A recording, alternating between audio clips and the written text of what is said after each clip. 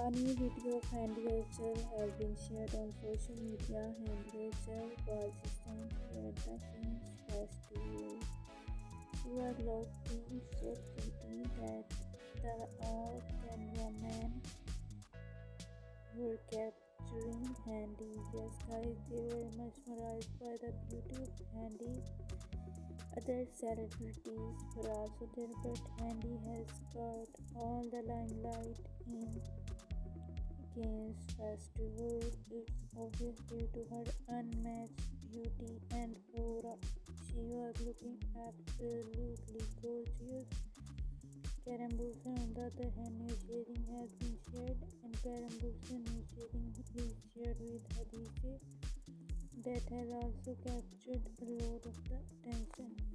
Handy, on the other hand, has got all the limelight in Cannes Festival when she was looking absolutely gorgeous and beautiful.